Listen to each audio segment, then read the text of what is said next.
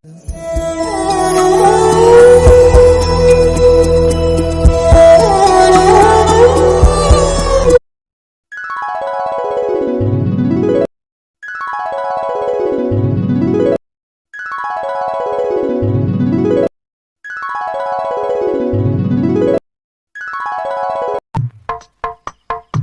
உண்மையா அவன் சொல்ற அண்ணன் கிட்ட தைரியமா நீயே கேட்டுட்டியா?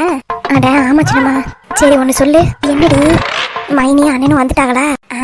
அப்பவே வந்துட்டாங்க. 2 பேரும் ரூம்ல தான் இருக்காங்க. நான் ஒன்னு சொல்றேன்னு தப்பா நினைக்காத. என்னடி நீ அங்க எதுக்கு இருக்க? என்னடி இப்படி சொல்லிவிட்ட? இல்ல அண்ணன் இம்புட்டு தூரம் மாறி இருக்கே, அதை கண்டுக்காம அப்படியே விட்டுருக்க? நான் என்னடி பண்ணட்டும்?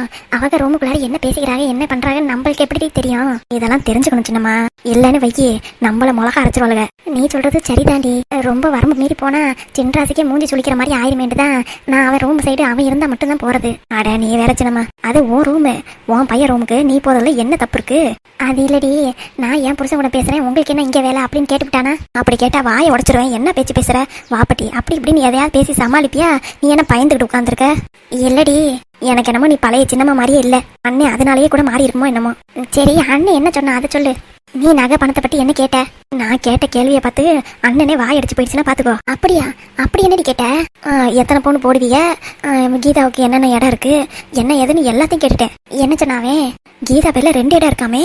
இடத்த பத்தி எல்லாம் நம்மளுக்கு ஒன்றும் தெரியாதுடி. பணம் நகையை மட்டும் தானே எனக்கு தெரியும். ஏன்னா நான் முழுசா இங்கேயே இருக்கிறது இல்ல. உங்க பெரிய அண்ணன் வீட்டுக்கு வந்தானே போறேன். பெரியண்ணெல்லாம் ஒன்றுத்துக்கு லாய்க்கு கிடையாது. அவன் வீட்டில் சுரட்டுறதுக்கு ஒன்றும் கிடையாது. சின்ன வீட்டிலே நீ இருக்க வேண்டியதானே. எதுக்கு பெரிய வீட்டில் போயிட்டு வர? ஒருவேளை நீ இல்லாதப்பதான் அண்ணன் எதுவும் நிலத்தை இலத்தை வாங்கி போடுமோ என்னமோ. இருக்கலாண்டி. சரி கீதா பேர்ல அந்த மருதாண்டு குறிச்சியில ஒரு இடம் இருக்குல்ல, அது எத்தனை லட்சத்துக்கு போகும்? நீ வேற சின்னம்மா, லட்சத்துக்கு இல்ல கோடியில போகுமா? ஏண்டி எனக்கு ஒரு டவுட்டு.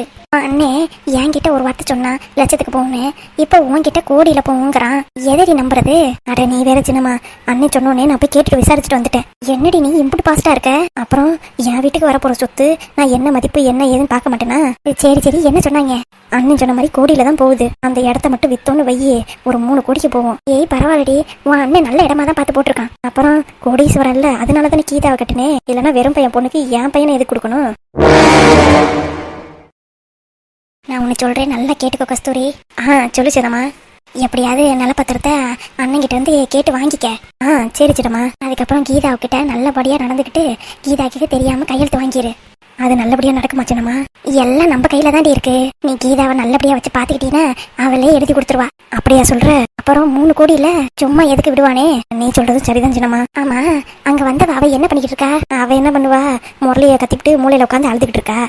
ஆமா அதை தானே அவ பண்ண முடியும். ஏன் சின்னம்மா, என் மகன் எம்புட்டு அழகா இருக்கான், நல்லா கலராவும் இருக்கான். என் மகனை எதுக்கு இவளுக்கு பிடிக்காம போச்சு? அடி யாரடி இவ? அவ மனசுக்குள்ளார யாரோ ஒருத்தன் இருக்காண்டி. என்ன நீ சொல்றது உண்மையா? ஆமாண்டி. அந்த பையன் யாரு என்னங்கிற விவரம் தெரியுமா? அதெல்லாம் எனக்கு தெரியாது. எனக்கு யோகத்துல நான் சொல்றேன். அவ வெளியில சுத்திலாம் நான் பாக்கல, யாரு கூடயும் பேசிலாம் பாக்கல. நைட்டு மட்டும் போன குசு குசுன்னு பேசிக்கிட்டே கிடப்பா. சரியான ஓடு காலி எங்க அண்ணன் கட்டி வச்சிருக்கோ. ஆமாண்டி, அவ என்ன ஏதுன்னு தெரியல. அந்த பையனே நினைச்சுக்கிட்டு இருக்காளா என்ன ஏதுன்னு. சண்டால சிரிக்கி, இந்த பையனுக்கு நல்லா வேணும் தா. என்னடி உன் மகிட்ட நீயே சொல்ற? பின்ன என்ன பேச்சு பேசுறான்? இப்ப வேற ஒருத்தரை விரும்புற ஒருத்தியை இவன் கல்யாணம் பண்ணிட்டு அவஸ்தப்பட போறான். நல்லா படட்டும். ஆனா இந்த பையன் அந்த பிள்ளைக்காக வரைஞ்சு கட்டிட்டு என்கிட்ட சண்டைக்கு வரைஞ்சினமா? இவனுக்கு என்ன திமிரு இருக்கணும்? ஆல்ரெடி அவன் மனசுல வேற ஒருத்தன் இருக்கான். இவனுக்கு நினைப்பு அவன் மனசுல நம்ம தான் இருக்கோன்னு. பேசாம ஒண்ணு பண்ணி விடுவோமா? என்னடி 2 பேத்துக்கும் ஃபர்ஸ்ட் நைட் ஏற்பாடு பண்ணி விட்டுறலான்னு இருக்கேன். ஆமா நீ சொல்றது சரிதான். அவங்க 2 பேத்துக்கும் ஃபர்ஸ்ட் நைட் ஏற்பாடு பண்ணி விட்டுரு. கீதா என்னதான் பண்றான்னு பாப்போம். எப்படியா இருந்தாலும் முரளியை ஏத்துக்கிட்டு தானே ஆகணும். ஆமா சின்னம்மா, அவ என்ன நினைச்சாலும் சரி, இன்னைக்கே நான் ஃபர்ஸ்ட் நைட்டை ரெடி பண்றேன்னா இல்லையான்னு பாரு. சீக்கிரமா அந்த வேலையை போய் பாருடி. சரி சின்னம்மா, நான் போன வச்சுறேன். மக பேர்ல 3 கோடி ரூபாய்க்கு சொத்து வச்சிருக்கான். என்னைக்காவது ஒரு நாள் சொல்லியிருப்பானா சின்னம்மான்னு வீட்டையே சுத்தி வரானே. இவனால நம்பவே கூடாதுப்பா. இப்ப லட்சக்கணக்கில் பணம் வாங்கியிருக்கான். அதுக்கு என்ன கணக்குன்னு இன்ன வரைக்கும் கொடுக்கல. இவனால நம்ம சும்மாவே விடக்கூடாது. என்ன ஏதுங்கிறத கேட்டு வாங்கி வச்சிடணும். இல்லைன்னா அவ்வளவுதான், அவ ஆத்தா கறிக்கு கொண்டு போய் கொடுத்துருவா. என்ன இருந்தாலும் என் மகளுக்கு போறதுல சந்தோஷம்தான். ஆனா ராஜு, உனக்கு மட்டும் ஒரு சொத்து வந்துடக்கூடாதுடி. ஏன் ரத்னம், வீடே இம்புட்டு அமைதியா இருக்கே, புள்ள குட்டிங்கெல்லாம் வீட்டுல இல்லையோ? யார கேக்குறீங்க? வேற யார? ராஜாவை தான். அடுத்த வாரம் தாலி பிரிச்சு கோக்குற ஃபங்க்ஷன் இருக்கு. ராஜா பையன் எங்க போயிட்டான்? அதுக்காக தான் ராஜாவும் ஜீவாவும் ஷாப்பிங் போயிருக்காங்க. ஆமா, காலையில பார்த்தே புதுசா ஒரு பொண்ணு வந்திருந்துச்சு. ஆமாங்க. யார் அந்த பொண்ணு? செம்பாக்கிட்டே நல்லா தான் பேசிக்கிட்டு இருந்துச்சு. அப்படியா? செம்பா கிட்ட பேசினதெல்லாம் நான் பார்க்கல. அந்த பொண்ணு ஜீவாவுக்கு க்ளோஸ் ஃப்ரெண்டா, அதுவும் மலேசியால தான் இருக்க போல. நான் ஜீவாவோட ஃப்ரெண்டு, ஜீவாவை பார்க்கணும்னு சொல்லிட்டு காலையில என்கிட்ட கேட்டுதான் ரூமுக்கு போச்சு. ஆமா ஆமா, அப்பதான் பார்த்தேன். சரி, செம்பாவோட ரிலேஷனா இருப்பாங்கன்னு நினைச்சேன். ஆனா செம்பாவும் கொஞ்சம் கடுகடுன்னு பேசின மாதிரி தான் இருந்துச்சு. ஆமா, அவளுக்கு யாரைத்தான் பிடிக்கும்? அதை வேணா சொல்லு. போய் இம்புட்டு நேரம் ஆச்சு, இன்னும்மா ஷாப்பிங் பண்ணிட்டு இருக்காங்க. போன் அடிச்சிட்டேங்க, இதோ வந்துட்டாங்களா. அப்புறம் கையில என்ன பண்றா? கையில செக்கப் போயிட்டு வந்து ரூம்ல ரெஸ்ட் எடுத்துக்கிட்டு இருக்கா. அதுக்கு அடுத்த மாசம் அவளுக்கு வளகாப்பு வேற போடணும். வளகாப்பு போடணும், தேவிக்கு அக்கறை இருந்தா சரிதான். தேவி தானே வந்து போடணும். நம்ம தான் கூப்பிடணும். என்ன பண்றது, பொண்ணு மாசமா இருக்கா, ஒரு 8 கூட வந்து பார்க்க மாட்டேங்கிறா. அங்க என் பொண்ணுதான் எல்லா வேலையும் செய்யறதா கேள்விப்பட்டேன். அப்படியா? உங்களுக்கு யார் சொன்னா? அந்த ஊர்ல சிவானந்தம்னு எனக்கு ஒரு ஃப்ரெண்டு இருக்கான், அவன்கிட்ட விசாரிச்சேன். அவன் தான் சொன்னான். பரவாயில்லையே, தேனி இம்புட்டு வேலை பார்க்குதா? இங்க வந்தா மட்டும்தான் என்னைய வேலை பார்க்க விடுறது. சரி பாவம், விடு ரத்னம். சின்ன பிள்ளை, ஏதோ அம்மா வீடுன்னு தான் இங்க அமைதியா இருக்கு போல. சரிதான், அப்பாவும் மகனும் தங்கச்சிக்கு தான் சப்போர்ட்டு. இதோ பாருங்க ராசு, எல்லாரும் வந்துட்டாங்க. ஏமா ஷாப்பிங் போயிட்டு இம்புட்டு நேரமாமா? அப்புறம் எல்லாருக்கும் எடுக்கணும்ல அங்கிள். எல்லாருக்குமா? ஆமா ஆண்டி, எல்லாருக்கும் சாரி எடுக்க வேணாம், அதனாலதான் இவ்வளோ லேட் ஆயிடுச்சு. எல்லாருக்கும்னா எனக்குமா எடுத்திருக்க? ஆமா, உங்களுக்கு, கையலுக்கு, தேனுக்கு எல்லாருக்கும் எடுத்திருக்கேன். எதுக்குமா இந்த மாதிரி தேவையில்லாத வெட்டி செலவு? பரவாயில்ல ஆண்டி, எல்லாம் ராஜா தான் காசு கொடுத்தாங்க, அவர் காசு தானே, அதனால தான் எடுத்தேன். அப்புறம் அவன் தான் சொன்னான் எல்லாருக்கும் எடுன்னு.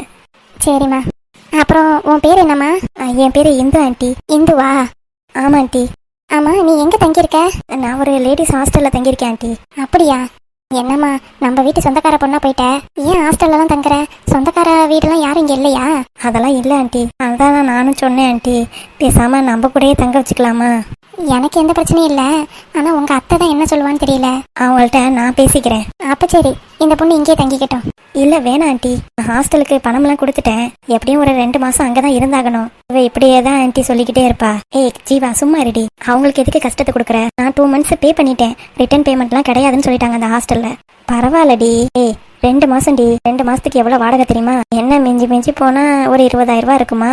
இல்லடி, 50,000 ரூபாடி. 50,000 ரூபாயா? ஆமாண்டி. இல்லைன்னா நான் பேசாம இங்கே வந்திருப்பேனே. அவங்க மினிமமா 2 மாசம் தங்கியே ஆகணும் இந்த ஹாஸ்டல்ல இருந்தீங்கன்னா அப்படின்னு சொன்னாங்க. சாப்பாடு செலவு எல்லாமே சேர்த்து 50,000 ரூபாய் ஆண்டி. 2 மாசம் கண்டிப்பா நான் அங்கதான் இருந்தாகணும். திரும்பி ரிட்டர்ன் வந்தாலும் அந்த பேமெண்ட்டை திருப்பி தரமாட்டாங்களாம். திருப்பி கொடுக்குற மாதிரி இருந்தா கூட பரவாயில்லையே, வாங்கிடுவேனே, அதனாலதான் ஆண்டி சொல்றேன். சரிம்மா இந்து, கண்டிப்பா 2 மாசம் கழிச்சு நீ இங்கே வந்து தங்கி என்ன? கண்டிப்பா ஆண்டி. ஆமா, எத்தனை மாசமா இங்க வேலை பார்க்க போற?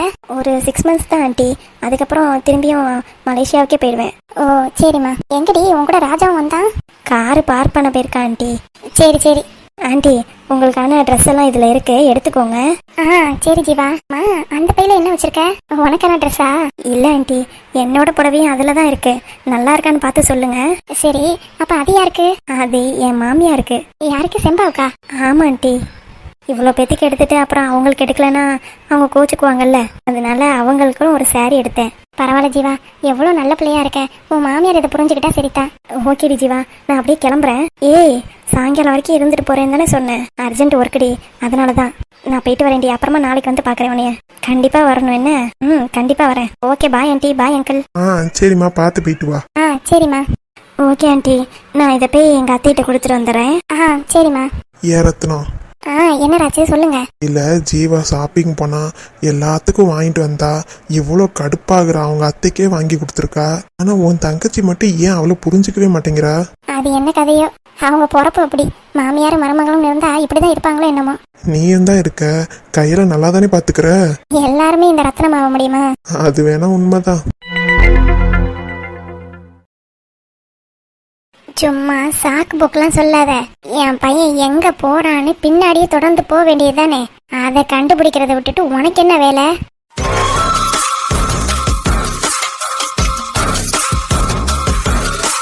எனக்கு தெரியும் அவன் ஷாப்பிங் போனான்னு.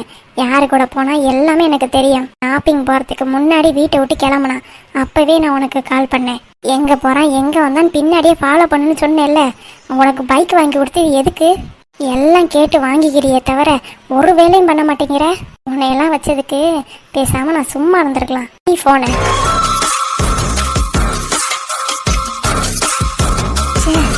இவ்வளவு தூரம் அவன் எங்கேயோ போயிருக்கான், எங்க போயிருக்கான்னு கண்டுபிடிக்க முடியலையே.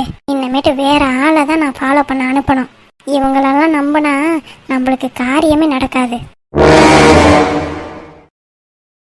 ஏய், உனக்கு ஏன் ரூம்ல என்னடி வேலை? காலையில தான் உன் ஃப்ரெண்டு வந்தா, அவ நல்லா வாங்கி கட்டிக்கிட்டு தான் போனா. இப்ப நீ வந்திருக்க.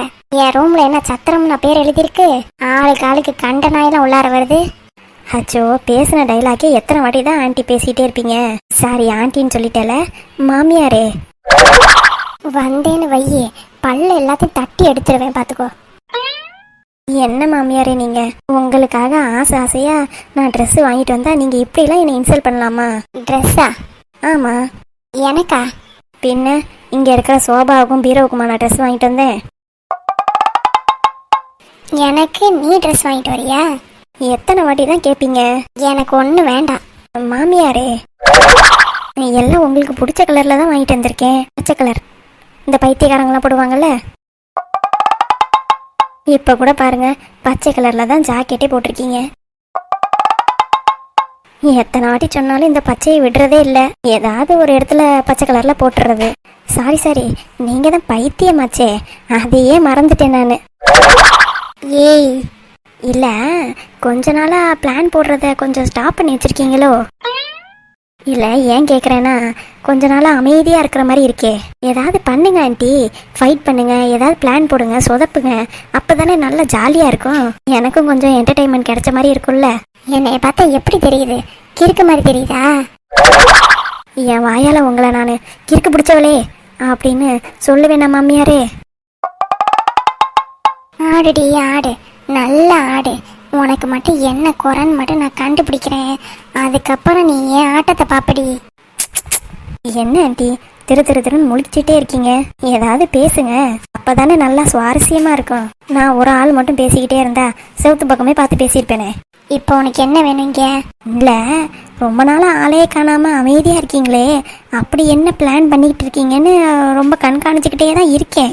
யாருக்கோ ஃபோன் பண்ணுறீங்க, என் வீட்டுக்கார கண்காணிக்க சொல்கிறீங்க, எங்கே போகிறான் எங்கே வரான்னு கவனிக்க சொல்கிறீங்க. இல்லை, நான் தெரியாமல் தான் கேட்குறேன். அப்படி உங்ககிட்ட சொல்லாமல் அவர் எங்கே போயிட போகிறாரு? இதுக்கு முன்னாடி தான் எங்களுக்கு கல்யாணம் ஆகலை. அப்போ நாங்கள் 2 பேரும் வெளியில் சுற்றினோம் உங்களுக்கு தெரியாமல். அப்பயும் இதே பாட்டை தான் பாடினீங்க, இப்பயும் இதே பாட்டை தான் பாடுறீங்க. இங்கே பாரு ஜீவா, நான் என்ன பண்ணணும் என்ன பண்ண வேணான்னு நீ எனக்கு சொல்ல தேவையில்ல. என்ன மாமியாரே நீங்க? ஒரு மருமக நானு, நீங்க எங்க போறீங்க எங்க வரீங்கன்னு கவனிச்சுக்கிட்டா தானே ஒரு நல்ல மருமகளுக்கு அடையாளம். என் வேலையை பார்க்க விட மாட்டீங்க. நீ ஒண்ணு என்னை பார்த்து கிழிக்க வேண்டாம். என்னைய பார்த்துக்கிறதுக்கு எனக்கு தெரியும். உன் வேலை எதுவோ அதை மட்டும் பாரு. சரி, சொல்றத சொல்லிட்டேன், அப்புறம் உங்க இஷ்டம். போகும்போது மறந்துட்டேன் பாருங்க, கண்டிப்பா எனக்கு தாலி பிரிச்சு கொடுப்பாங்கல்ல, நீங்க அப்பயும் பச்சை கலர்ல தான் கட்டுவீங்க. அதுக்கு இந்த பச்சை கலரே கட்டலாம்ல. இந்தாங்க. நான் எடுக்கல, உங்க மகன் தான் எங்க அம்மாவுக்கு பச்சை கலர் தான் பிடிக்கும்னு அவர் தான் சூஸ் பண்ணாரு. பாத்தீங்களா, உங்க மகனுக்கும் தெரிஞ்சிருக்கு நீங்க பச்சையை தவிர வேற எந்த கலரும் உங்களுக்கு பிடிக்காதுன்னு. அதனால இந்த புடவையை நீங்களே வச்சுக்கோங்க. நான் போயிட்டு வரேன், பாய்.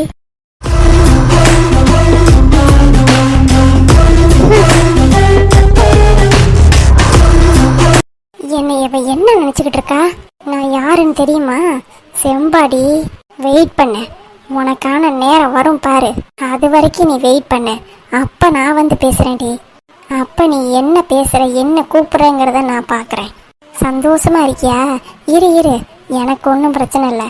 நீ எவ்வளோக்கு எவ்வளோ சந்தோஷமா இருக்கியோ அவ்வளோக்கு அவ்வளோ அழுது அவமானப்பட்டு தான் இந்த வீட்டை விட்டு போக போறடி. எழுதி வச்சுக்கோ, அதுக்கு காரணம் உன் புருஷனாதான் இருப்பான்.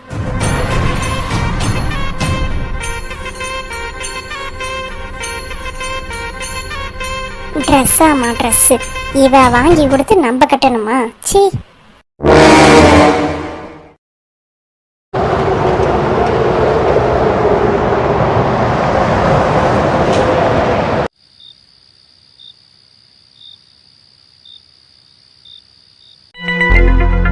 முரளி, சொல்லுங்கப்பா.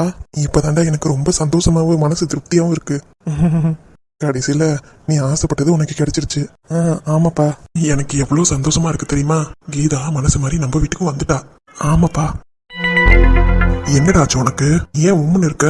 யார் என்ன சொன்னா உன்னைய? அப்பாவுக்கு எதுவும் தெரிய வேண்டாம். அப்பாவுக்கு தெரிஞ்ச ரொம்ப கஷ்டப்படுவாரு. அதுவும் கீதா பேசின வார்த்தையெல்லாம் கேட்டா கீதா மேலதான் அப்பாவுக்கு கோவம் வரும். அதனால நம்ம எதுவும் இப்போதைக்கு அப்பா கிட்ட சொல்லாம இருக்கிறது தான் நம்மளுக்கும் நல்லது, கீதாவுக்கும் நல்லது. அது வேற ஒன்றும் இல்லைப்பா. எப்படி நான் தான் அர்ஜுன்னு கீதாவுக்கு புரிய வைக்க போறேன்னு தெரியல. அதை பத்தி தான் யோசிச்சுக்கிட்டு இருந்தேன். மற்றபடி கீதா வந்ததுல எனக்கு ரொம்ப சந்தோஷம்.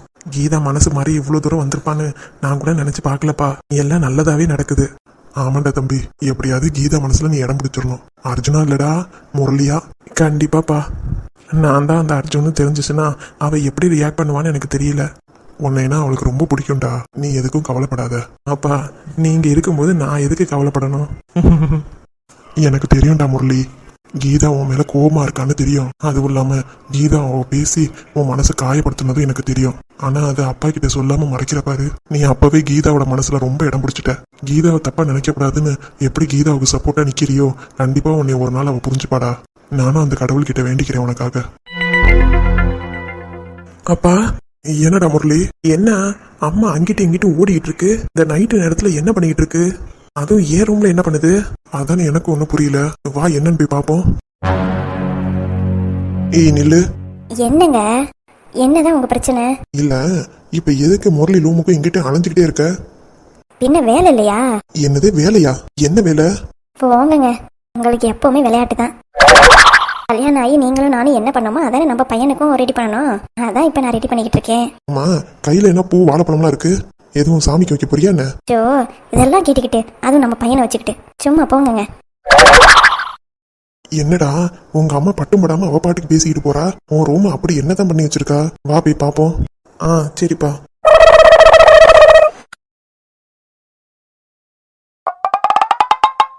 அட பாவி மௌலி, என்னப்பா இதெல்லாம்? இன்னைக்கு உங்களுக்கு ஃபர்ஸ்ட் நைட் ரெடி பண்ணி வச்சிருக்காடா. என்னது ஃபர்ஸ்ட் நைட்டா? ஆமாண்டா லூசு மூதேவி, பெட்ல தூக்கி போடாம கீழெல்லாம் தூக்கி போட்டிருக்கு. எதப்பா? பூவைதான். இப்ப ரொம்ப முக்கியம். இல்லடா, உங்க அம்மா இந்த அளவுக்கு யோசிச்சு எல்லா டெக்கரேஷன்லாம் பண்ணி வச்சிருக்காளே, அதை தான் சொன்னேன். இப்ப ரொம்ப முக்கியம் பாரு இதெல்லாம். ஏற்கனவே கீதா என்னை ஏத்துப்பாளா என்ன ஏதுன்ற டென்ஷன்ல இருக்கேன். இப்ப இது ஒண்ணுதான் குறைச்சல். இந்த அம்மா ஏன்பா இப்படியே பண்ணிக்கிட்டு இருக்கு? சரி விடுடா, ஏதோ நல்லது பண்ணணும்னு நினைச்சு பண்ணிட்டா. எப்படி உன்னால வாய் கூசாம போய் சொல்ல முடியுது? அம்மா எனக்கு பண்றது நல்லதுக்காகவா? ஏற்கனவே அவ கோவமா இருக்கா. இதெல்லாம் பார்த்தா இன்னும் என்னை எரிஞ்சுதான் விழுவா. அம்மா அதுக்குதான் பிளான் பண்ணி எல்லாம் செஞ்சு வச்சிருக்கு. இப்ப நான் என்னதான் பண்றது? என்ன கேட்டா இதெல்லாம் எப்படி நான் உனக்கு சொல்லி தர முடியும்? அப்பா சரி சரி சரி, சும்மா ஃபன்னு. பூ டெக்கரேஷன்லாம் சூப்பர். எப்படிங்க, என்னோட கிரியேட்டிவிட்டியை வச்சு தான் ரூம் டெக்கரேஷன்லாம் பண்ணேன். நல்லா இருக்குல்ல? சரிம்மா, எதுக்குமா பூவை கீழெல்லாம் தூவிட்டு இருக்க, அப்புறம் மேலெல்லாம் தூவிட்டு இருக்க? இல்லைங்க, நான் நிறைய படத்தில் பார்த்துருக்கேன். ஃபர்ஸ்ட் நைட்டில் மேலேருந்தெல்லாம் பூ தூர மாதிரிலாம் போட்டிருப்பாங்க.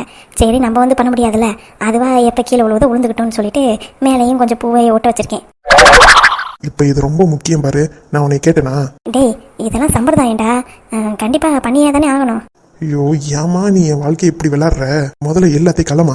டேய் லூஸ் மாதிரி பண்ணாதடா. எவ்வளோ நேரம் தெரியுமா டெக்கரேஷன் பண்ணேன்? இதை பண்ணுறதுக்கு கிட்டத்தட்ட ஒரு 3 மணி நேரம் ஆச்சு. நான் உன்னை கேட்டேனா?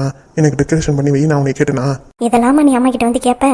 அம்மாவா உன் மனசை புரிஞ்சுக்கிட்டு பண்ண வேலை தான். நீ வேணுக்குன்னு என்னை கடுப்பேற்றுறதுக்காகவே பண்றமா? சும்மா போடா, கீதா கிட்டேயும் சொல்லிட்டேன். எதுக்குமா தேவையில்லாத வேலைலாம் பண்ற? இப்ப எதுக்கு நீ அவள்கிட்ட சொன்ன?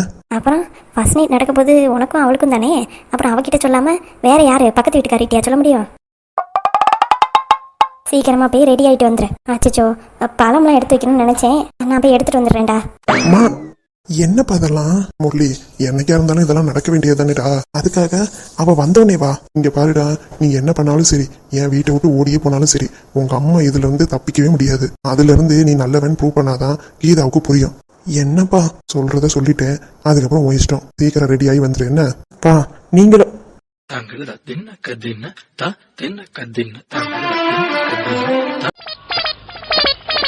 ஐயோ எனக்கு தலையெல்லாம் சுத்துது. இத பார்த்து கீதா என்ன நினைப்பா?